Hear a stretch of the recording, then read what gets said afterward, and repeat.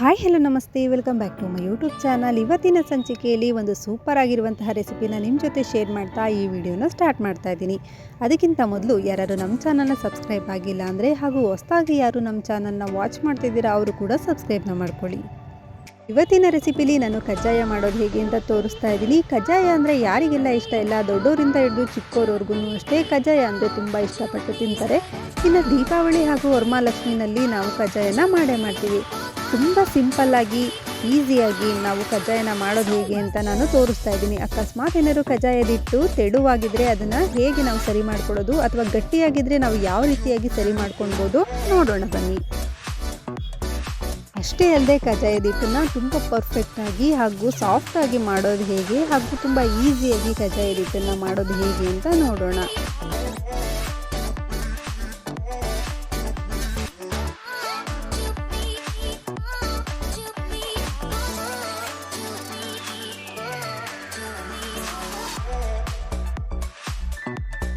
ಮೊದಲಿಗೆ ನಾನು ಇಲ್ಲಿ ತೋರಿಸ್ತಾ ಇರುವಂತಹ ಬೌಲ್ ಏನಿದೆ, ಈ ಬೌಲ್ನಲ್ಲಿ 3 ಬೌಲ್ ಆಗುವಷ್ಟು ಅಕ್ಕಿನ ನೀಟಾಗಿ ತೊಳೆದು ನೆನ್ನೆ ಬೆಳಗ್ಗೆನೇ ನೆನೆಯಕ್ಕೆ ಹಾಕಿದ್ದೆ.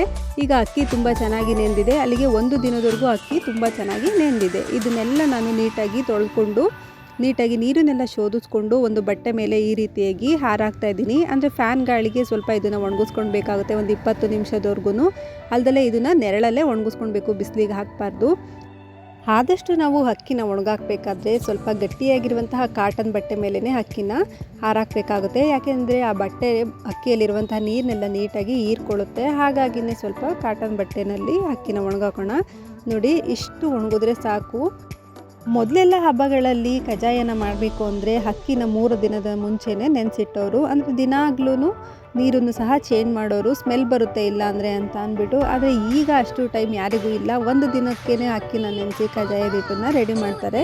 ನೋಡಿ, ಅಕ್ಕಿ ಎಲ್ಲ ಚೆನ್ನಾಗಿ ಡ್ರೈ ಆಗಿದೆ. ಈಗ ನಾನು ಅಕ್ಕಿನೆಲ್ಲ ಒಂದು ಪಾತ್ರೆಯಲ್ಲಿ ಎತ್ತಿಟ್ಕೊಳ್ತಾ ಇದ್ದೀನಿ. ನೋಡಿ, ಎತ್ತಿಟ್ಕೊಂಡಿರುವಂತಹ ಅಕ್ಕಿನೆಲ್ಲನೂ ಒಂದು ಮಿಕ್ಸರ್ ಜಾರ್ನಲ್ಲಿ ಸೇರಿಸ್ಕೊಂಡು ನೀಟಾಗಿ ಪುಡಿ ಮಾಡಿಟ್ಕೊಳ್ಳೋಣ.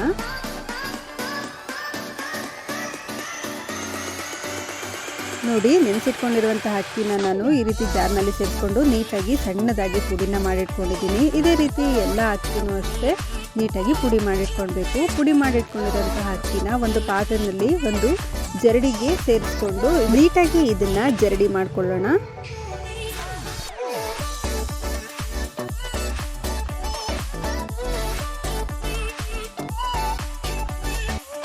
ಅಕ್ಕಿನೆಲ್ಲ ನೀಟಾಗಿ ಜಡಿ ಮಾಡ್ಕೊಂಡಿದ್ದಾದಮೇಲೆ ಇನ್ನು ಕೊನೆಯದಾಗಿ ಈ ಥರ ನುಚ್ಚು ಉಳಿಯುತ್ತಲ್ಲ, ಈ ನುಚ್ಚನ್ನು ಮತ್ತೆ ಮಿಕ್ಸರ್ ಜಾರ್ನಲ್ಲಿ ಸೇರಿಸ್ಕೊಂಡು ನಾವು ನೀಟಾಗಿ ಪುಡಿ ಮಾಡಿಟ್ಕೊಂಡು ಮತ್ತೆ ಜರಡಿನ ಮಾಡಿಟ್ಕೊಳ್ಳೋಣ. ನೋಡಿ, ಎಲ್ಲ ನೀಟಾಗಿ ಜರಡಿನೂ ಆಗಿದೆ. ಅಕ್ಕಿ ಹಿಟ್ಟನ್ನ ನೀಟಾಗಿ ಎಲ್ಲ ನಾವು ಜರಡಿ ಮಾಡಿಟ್ಕೊಂಡಿದ್ದೀವಿ. ನೋಡಿ, ಈಗ ಒಂದು ಉಂಡೆ ಕಟ್ಟಿದ್ರೆ ಈ ಥರ ಉಂಡೆ ಆಗಿರಬೇಕು, ಆಗಿದ್ದರೆ ಅಕ್ಕಿ ಹಿಟ್ಟು ಚೆನ್ನಾಗಿ ತೇವಾಂಶದಲ್ಲಿದೆ ಅಂತ ಅಂದ್ಬಿಟ್ಟು ಈಗ ಎಲ್ಲ ಅಕ್ಕಿ ಹಿಟ್ಟನ್ನು ನೀಟಾಗಿ ಈ ರೀತಿಯಾಗಿ ಪ್ರೆಸ್ ಮಾಡಿಟ್ಕೊಳ್ತಾ ಇದ್ದೀನಿ. ಈ ರೀತಿ ಪ್ರೆಸ್ ಮಾಡಿಟ್ಕೊಳ್ಳೋದು ಯಾಕಪ್ಪ ಅಂತಂದರೆ ಅಕ್ಕಿ ಹಿಟ್ಟು ಚೆನ್ನಾಗಿ ತೇವವಾಗಿರಲಿ ಅಂತಾನೆ, ಅಂದರೆ ಹಸಿ ಹಸಿಯಾಗಿರಲಿ ಅಂತ ಅಂದ್ಬಿಟ್ಟು ಸ್ವಲ್ಪ ಈ ರೀತಿಯಾಗಿ ಪ್ರೆಸ್ ಮಾಡಿಟ್ಕೊಳ್ತಾ ಇದ್ದೀನಿ. ಕಜ್ಜಾಯದ ಮುಂದಿನ ಪ್ರೊಸೀಜರ್ ಅಂದರೆ ಈಗ ಪಾಕನ ರೆಡಿ ಮಾಡಿಟ್ಕೊಳ್ಳೋದು. ಈಗ ನಾವು ಪಾಕನ ರೆಡಿ ಮಾಡ್ಕೊಳ್ಳೋದು ಹೇಗೆ ಅಂತ ನೋಡೋಣ. ನಾನು ಆಗಲೇ ಅಕ್ಕಿ ಹಾಕಿದ್ದೀನಲ್ಲ, ಅದೇ ಬೌಲ್ನಲ್ಲೇ 1 ಬೌಲ್ ಆಗುವಷ್ಟು ಕುಟ್ಟಿ ಪುಡಿ ಮಾಡಿರುವಂತಹ ಬೆಲ್ಲನ ತೊಗೊಂಡಿದ್ದೀನಿ. ಅದನ್ನು ಒಂದು ಪಾತ್ರೆಗೆ ಸೇರಿಸಿ ಒಂದು ಚಿಕ್ಕ ಗ್ಲಾಸ್ನಲ್ಲಿ ಅರ್ಧ ಗ್ಲಾಸಷ್ಟು ನೀರನ್ನು ನಾನು ಸೇರಿಸ್ಕೊಳ್ತಾ ಇದ್ದೀನಿ. ಇಲ್ಲಿ ನೀರನ್ನು ನಾವು ಜಾಸ್ತಿ ಹಾಕೋ ಆಗಿಲ್ಲ, ಹಾಗಾಗಿನೇ ಅರ್ಧ ಗ್ಲಾಸಷ್ಟು ನೀರನ್ನು ಸೇರಿಸ್ಕೊಂಡು ಪಾಕನ ರೆಡಿ ಮಾಡಿಟ್ಕೊಳ್ತಾ ಇದ್ದೀನಿ.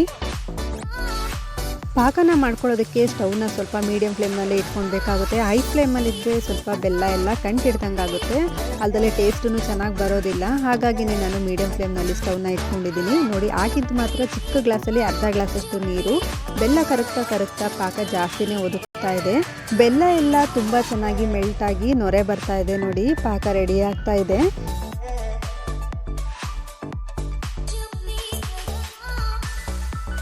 ಫೈನಲಿಯಾಗಿ ಬೆಲ್ಲದ ಪಾಕ ರೆಡಿಯಾಗಿದೆ ಕಜ್ಜಾಯಕ್ಕೋಸ್ಕರ. ನೋಡಿ, ಬೆಲ್ಲದ ಪಾಕ ರೆಡಿಯಾಗಿದೆ ಅಂತ ಅಂದ್ಬಿಟ್ಟು ನಿಮಗೆ ಹೇಗೆ ತಿಳ್ಕೊಳ್ಬೇಕು ಅಂತಂದರೆ, ಒಂದು ಪ್ಲೇಟ್ಗೆ ನೀರನ್ನು ಹಾಕಿ ಅದಕ್ಕೆ ಒಂದು 4ರಿಂದ 5 ಡ್ರಾಪ್ ಆಗುವಷ್ಟು ಬೆಲ್ಲದ ಪಾಕನ ಸೇರಿಸ್ಕೊಳ್ಬೇಕು.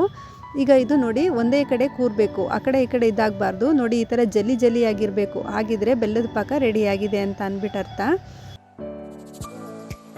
ಪಾಕ ಏನು ರೆಡಿಯಾಗಿದೆ. ಈಗ ರೆಡಿಯಾಗಿರುವಂತಹ ಬೆಲ್ಲದ ಪಾಕಕ್ಕೆ ನಾವು ರುಬ್ಬಿಟ್ಕೊಂಡಿರುವಂತಹ ಅಕ್ಕಿ ಹಿಟ್ಟೇನಿದೆ ಅದನ್ನು ಸೇರಿಸ್ಕೊಳ್ಳೋಣ. ಅದಕ್ಕಿಂತ ಮೊದಲು ನಾವು ಸ್ಟವ್ನ ಫುಲ್ ಸ್ಲೋ ಫ್ಲೇಮ್ನಲ್ಲಿ ಇಟ್ಕೊಳ್ಬೇಕಾಗುತ್ತೆ. ಈಗ ನಾವು ನಿಧಾನವಾಗಿ ಅಕ್ಕಿ ಹಿಟ್ಟನ್ನು ಸೇರಿಸ್ಕೊಂಡು ಈ ರೀತಿಯಾಗಿ ತಿರುಗಿಸ್ಕೊಳ್ಳೋಣ.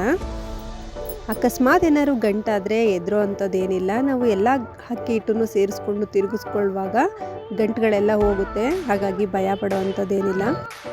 ಒಂದು ವೇಳೆ ಪಾಕ ಹೆಚ್ಚಾಗಿ ಕಜಾಯದ ಹಿಟ್ಟು ಏನಾದರೂ ತೆಳುವಾದರೆ ಅದಕ್ಕೆ ಟೆನ್ಷನ್ ಮಾಡ್ಕೊಳ್ಳೋ ಅಂಥದ್ದೇನಿಲ್ಲ. ಮಾಮೂಲಿ ಅಂತ ಅಕ್ಕಿನ ನೆನೆಸಿ ಅದನ್ನು ಮಾರನೇ ದಿನಕ್ಕೆ ನಾವು ಅಕ್ಕಿ ಪುಡಿನ ಮಾಡಿಕೊಂಡು ಇದೇ ಕಜಾಯದ ಹಿಟ್ಟಿಗೆ ನೀಟಾಗಿ ಸೇರಿಸ್ಕೊಳ್ಬೋದು. ಕಜಾಯದ ಹಿಟ್ಟನ್ನು ಸ್ವಲ್ಪ ಪ್ರೀ ಹೀಟ್ ಮಾಡಿಕೊಂಡು ಅದಕ್ಕೆ ನಾವು ಪುಡಿ ಮಾಡಿಟ್ಕೊಂಡಿರುವಂತಹ ಅಕ್ಕಿ ಹಿಟ್ಟನ್ನು ಸೇರಿಸ್ಕೊಂಡ್ರೆ ಕಜಾಯದ ಹಿಟ್ಟು ಪರ್ಫೆಕ್ಟಾಗಿ ಆಗುತ್ತೆ. ಅಕಸ್ಮಾತ್ ಏನಾದರೂ ಅಕ್ಕಿ ಹಿಟ್ಟು ನಿಮಗೆ ಹೆಚ್ಚಾದರೆ ಅದನ್ನು ನೀವು ದೋಸೆಗೆ ಆದ್ರೂ ಆಯಿತು ಯೂಸ್ ಮಾಡ್ಕೊಳ್ಬೋದು. ಒಂದು ವೇಳೆ ಕಜಾಯದ ಹಿಟ್ಟು ತುಂಬ ಗಟ್ಟಿಯಾದರೆ ಅದಕ್ಕೆ ಮಾಡುವಂಥ ಪರಿಹಾರ ಏನಪ್ಪ ಅಂತಂದರೆ, ಒಂದು ಹಣ್ಣಾಗಿರುವಂತಹ ಪಚ್ಚ ಬಾಳೆಹಣ್ಣು ತೊಗೊಂಡು ಅದನ್ನು ಸ್ಮ್ಯಾಶ್ ಮಾಡಿ ಇದೇ ಕಜಾಯದ ಹಿಟ್ಟಿಗೆ ನೀಟಾಗಿ ನಾವು ಮಿದ್ಕೊಳ್ಬೇಕಾಗುತ್ತೆ. ಹಂಗೆ ಮಾಡೋದ್ರಿಂದ ಕಜಾಯದ ಹಿಟ್ಟು ಪರ್ಫೆಕ್ಟಾಗಿ ಬರುತ್ತೆ. ಅಕ್ಕಿ ಹಿಟ್ಟನ್ನು ಅರ್ಧ ಹಾಕ್ಕೊಂಡಿದ್ದಾದಮೇಲೆ ನಾನು ಒಂದು 3 ಟೇಬಲ್ ಸ್ಪೂನ್ ಆಗುವಷ್ಟು ಬಿಳಿ ಎಳ್ಳು, 1 ಟೇಬಲ್ ಸ್ಪೂನ್ ಆಗುವಷ್ಟು ಗಸಗಸೆ ಹಾಗೂ ಸ್ವಲ್ಪ ಏಲಕ್ಕಿ ಪೌಡರು, 1/4 ಕಪ್ ಆಗುವಷ್ಟು ನಾನು ಕೊಬ್ಬರಿನ ತೊಗೊಂಡಿದ್ದೀನಿ. ಇಷ್ಟನ್ನು ಸೇರಿಸ್ಕೊಂಡು ಕಜಾಯದ ಹಿಟ್ಟಿಗೆ ನಾನು ಸೇರಿಸ್ಕೊಳ್ತಾ ಇದ್ದೀನಿ. ನೀವು ಬೇಕಿದ್ರೆ ಪಾಕ ಮಾಡುವಾಗಲೇ ಇಷ್ಟನ್ನೆಲ್ಲ ಸೇರಿಸ್ಕೊಳ್ಬೋದು. ನಾನು ಅಕ್ಕಿ ಹಿಟ್ಟನ್ನು ಹಾಕಾದ್ಮೇಲೆ ಸೇರಿಸ್ಕೊಳ್ತಾ ಇದ್ದೀನಿ. ಬೇಕಿದ್ರೆ ನೀವು ಏಲಕ್ಕಿನ ಅಕ್ಕಿ ಜೊತೆನಾದರೂ ಪುಡಿ ಮಾಡ್ಕೊಳ್ಬೋದು. ಅಕಸ್ಮಾತ್ ಇಲ್ಲ ಅಂತ ಅಂದರೆ ಪಾಕನ ರೆಡಿ ಮಾಡಬೇಕಾದ್ರೆ ಮೊದಲೇ ಏಲಕ್ಕಿ ಪೌಡರ್ ಸೇರಿಸ್ಕೊಳ್ಬೋದು. ಈಗ ನಾನು ಮಿಕ್ಕಿರುವಂತಹ ಅಕ್ಕಿ ಹಿಟ್ಟೇನಿದೆ ಆ ಅಕ್ಕಿ ಹಿಟ್ಟನ್ನೆಲ್ಲ ಸೇರಿಸ್ಕೊಂಡು ನೀಟಾಗಿ ಮಿಕ್ಸ್ ಮಾಡ್ಕೊಳ್ತಾ ಇದ್ದೀನಿ.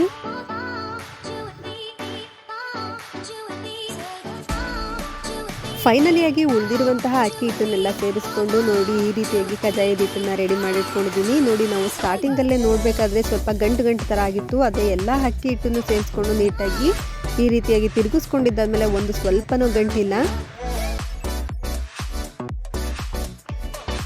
ಹಿಟ್ಟು ಈ ಕನ್ಸಿಸ್ಟೆನ್ಸಿನಲ್ಲಿದ್ದರೆ ಕಜಾಯದ ಹಿಟ್ಟು ರೆಡಿಯಾಗಿದೆ ಅಂತ ಅಂದ್ಬಿಟ್ಟು ನೋಡಿ, ತುಂಬ ಚೆನ್ನಾಗಿ ಕಜಾಯದ ಹಿಟ್ಟು ಸ್ವಲ್ಪನೂ ಗಂಟಿಲ್ಲದೆ ಇರೋ ರೀತಿಯಾಗಿ ರೆಡಿಯಾಗಿದೆ. ಈಗ ಇದಕ್ಕೆ ನಾನು ಒಂದು 4-5 ಟೇಬಲ್ ಸ್ಪೂನ್ ಆಗುವಷ್ಟು ಅಡುಗೆ ಎಣ್ಣೆನ ಹಾಕ್ತಾಯಿದ್ದೀನಿ. ಬೇಕಿದ್ರೆ ತುಪ್ಪನೂ ಸಹ ಸೇರಿಸ್ಕೊಳ್ಬೋದು. ನಾನು ಇಲ್ಲಿ ಅಡುಗೆ ಎಣ್ಣೆನ ಯೂಸ್ ಮಾಡ್ತಾಯಿದ್ದೀನಿ. ಇದನ್ನು ನಾನಿನ್ನು ಬೆಳಗ್ಗೆನೇ ಮಾಡೋದು, ಹಾಗಾಗಿ ಒಂದು ಪ್ಲೇಟ್ನ ಮುಚ್ಚಿ ಎತ್ತಿಟ್ಟಿದ್ದೀನಿ. ಇನ್ನು ಬೆಳಗ್ಗೆಗೆ ನೋಡೋದಾದರೆ ನೋಡಿ ಎಷ್ಟು ಗಟ್ಟಿಯಾಗಿ ಆಗಿದೆ ಅಂತ ಅಂದ್ಬಿಟ್ಟು. ನೋಡಿ, ಕಜಾಯದ ಹಿಟ್ಟು ಎಷ್ಟು ಪರ್ಫೆಕ್ಟಾಗಿ ಸಾಫ್ಟಾಗಿ ಬಂದಿದೆ ಅಂತ ಅಂದ್ಬಿಟ್ಟು. ನೋಡಿ, ಇದನ್ನು ನಾವು ಒಂದೊಂದೇ ಉಂಡೆಗಳಾಗಿ ಮಾಡಿಟ್ಕೊಳ್ಳೋಣ. ನೋಡಿ, ನಮಗೆ ಕಜಾಯಕ್ಕೆ ಯಾವ ಹದಕ್ಕೆ ಬೇಕು ಆ ಹದಕ್ಕೆ ಕಜಾಯದ ಹಿಟ್ಟು ರೆಡಿಯಾಗಿದೆ.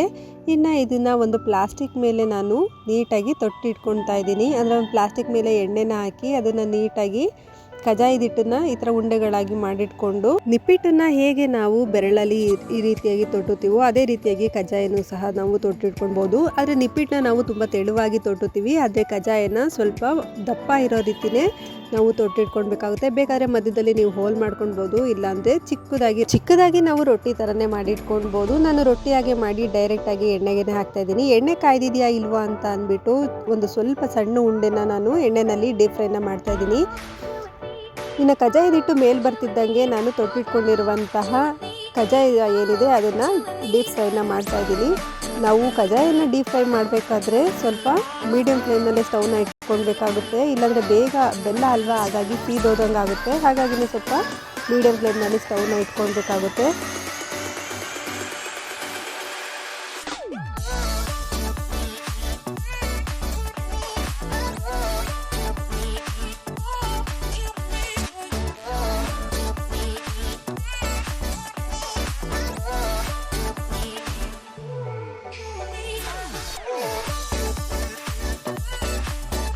ನೋಡಿ, ಕಜಾಯ ಎಲ್ಲ ತುಂಬ ಚೆನ್ನಾಗಿ ಬೆಂದಿದೆ. ಮೀಡಿಯಂ ಫ್ಲೇಮ್ನಲ್ಲೇ ಬೇಯಿಸ್ಕೊಂಡಿದ್ದೀನಿ. ಅದನ್ನು ಹೊರಗೆ ತೆಗಿಬೇಕಾದ್ರೂ ಅಷ್ಟೇ ಅದರಲ್ಲಿರುವಂತಹ ಎಣ್ಣೆನೆಲ್ಲ ನೀಟಾಗಿ ಈ ರೀತಿಯಾಗಿ ಸೋಸಿ ನಾವು ಕಜಾಯನ ತೆಗೆದಿಟ್ಕೊಳ್ಬೇಕಾಗುತ್ತೆ. ನೋಡಿ, ಫೈನಲಿಯಾಗಿ ಟೇಸ್ಟಿಯಾಗಿರುವಂತಹ ಕಜಾಯನ ನಾನು ರೆಡಿ ಮಾಡಿದ್ದೀನಿ. ನಿಮಗೆ ಈ ವಿಡಿಯೋ ಇಷ್ಟ ಆಗಿದ್ದರೆ ಲೈಕ್ ಮಾಡಿ, ಶೇರ್ ಮಾಡಿ, ಕಮೆಂಟ್ ಮಾಡಿ ಹಾಗೂ ನಮ್ಮ ಚಾನಲ್ನ ಸಬ್ಸ್ಕ್ರೈಬ್ ಮಾಡೋದನ್ನ ಮರಿಬೇಡಿ. ಖುಷಿಯಾಗಿರಿ, ನೆಮ್ಮದಿಯಾಗಿರಿ, ಮನೆ ಊಟನ ತಿಂದು ಎಲ್ಲರೂ ಹೆಲ್ದಿಯಾಗಿರಿ. Thank you for watching.